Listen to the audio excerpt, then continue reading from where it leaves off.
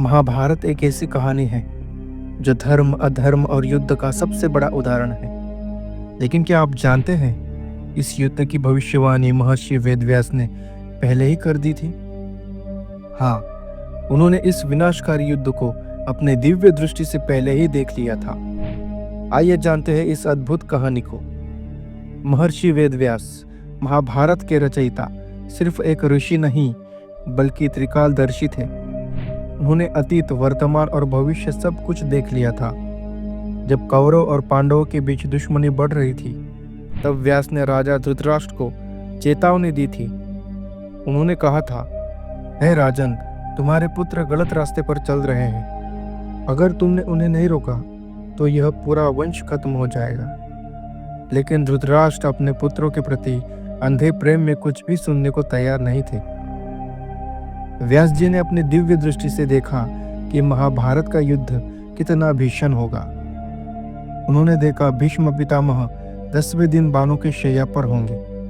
अर्जुन के हाथों कर्ण का अंत होगा। उन्होंने यह भी देखा कि भगवान श्री कृष्ण इस पूरे युद्ध में एक महत्वपूर्ण भूमिका निभाएंगे।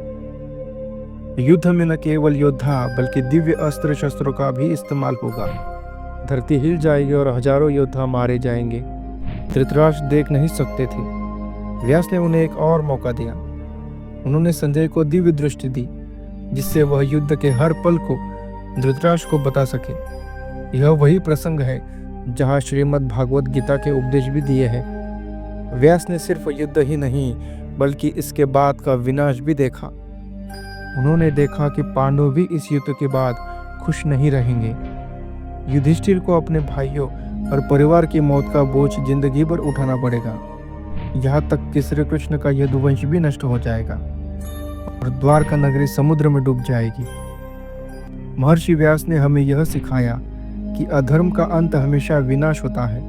अगर धृतराष्ट्र ने व्यास जी की बात मानी होती तो शायद यह विनाश टल सकता था। लेकिन अब यह हमारे लिए एक सीख है, हमेशा सत्य और धर्म का साथ देना चाहिए। दोस्तों, यह थी महर्षि वेदव्यास और उनकी भविष्यवाणी की कहानी। अगर आपको यह कहानी पसंद आई हो तो वियर्ड सत्य यूट्यूब चैनल को सब्सक्राइब करें। अगली बार फिर मिलेंगे एक और रहस्यमय कहानी के साथ। धन्यवाद।